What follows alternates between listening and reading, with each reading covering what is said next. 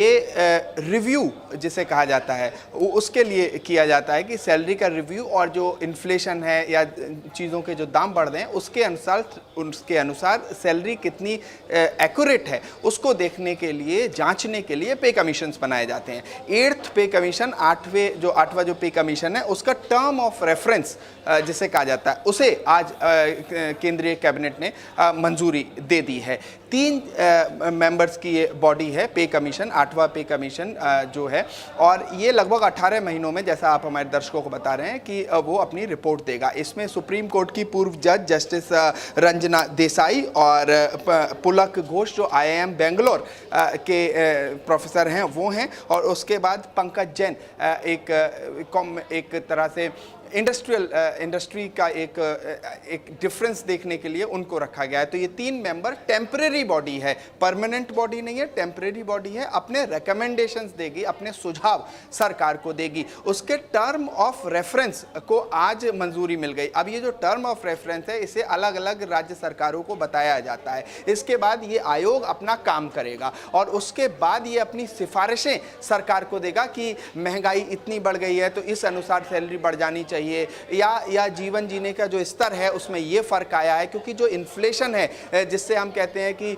चीज़ों के दाम बढ़े या घटे हैं, और फॉरेन कंट्रीज़ में और देशों में उसी चीज़ का क्या दाम है, परचेजिंग पावर पैरिटी, जो इकोनॉमिक्स की अलग अलग चीज़ें हैं, जैसे रेवेन्यू एक्सपेंडिचर कितना है, क्योंकि ये पूरा जो पैसा होता है केंद्रीय कर्मचारियों को वो रेवेन्यू एक्सपेंडिचर के तहत आता है, और इसमें कितना सरकार खर्च करती है वो चीज़ें अपने आप में महत्वपूर्ण होती है, वो बजट पर सीधा असर करती है। तो जिस तरह से आप हमारे दर्शकों को बता रहे थे, 50 लाख केंद्रीय कर्मचारी सेंट्रल गवर्नमेंट के और 69 लाख लगभग जो रिटायर्ड कर्मचारी हैं। देखिए, जो रिटायर्ड कर्मचारी है उनका भी उनको जो पेंशन मिलती है उसका भी एक अनुपात कितनी महंगाई हो गई उससे देखा जाता है। तो इन तमाम चीज़ों को रिव्यू करने के लिए कमीशंस बनाती है सरकार। तो एक तरह से खुशी की बात है, एक 8th पे कमीशन का टर्म ऑफ रेफरेंस को मंजूरी केंद्र सरकार की मिल चुकी है।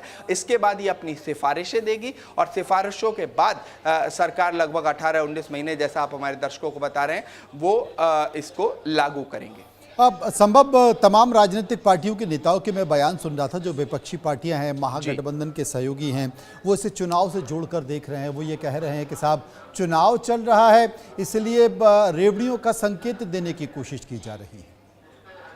जी बिल्कुल, देखिए, एक तरह से कहा जाता है बिहार चुनाव राउंड द कॉर्नर है और वोटिंग होने वाली है, और छठ महापर्व के दौरान इस तरह की खबर आना तो स्वाभाविक है। इससे जोड़ के तो देखा ही जा सकता है, इस पर राजनीति भी हो सकती है। लेकिन दूसरी तरफ ये कई आंकड़े इस तरह के हैं कि बिहार से जो ब्यूरोक्रेसी है उसमें काफ़ी ज़्यादा लोग हैं, और कई राज्यों की तुलना में बिहार से जो ब्यूरोक्रेट्स हैं, जो नौकरशाह हैं, वो ज़्यादा हैं। और ये क्लास 1 नौकरी होती है, केंद्र सरकार की नौकरी होती है। तो कहीं ना कहीं सीधे उनको फायदा होगा, क्योंकि ये केंद्रीय कर्मचारियों के लिए 8वें वेतन आयोग का टर्म ऑफ रेफरेंस को जो आज एक मंजूरी मिली है केंद्र सरकार की तरफ से, तो स्वाभाविक है जो नौकरशाह हैं उनके लिए इसका सीधा फायदा देखने को मिलेगा, और जो पेंशनर्स हैं उनके लिए भी इसका सीधा फायदा मिलेगा। तो स्वाभाविक है कि इलेक्शन टाइम और छठ महापर्व के दौरान इस तरह की खबर केंद्र सरकार से या यूनियन कैबिनेट से आना, जिस तरह से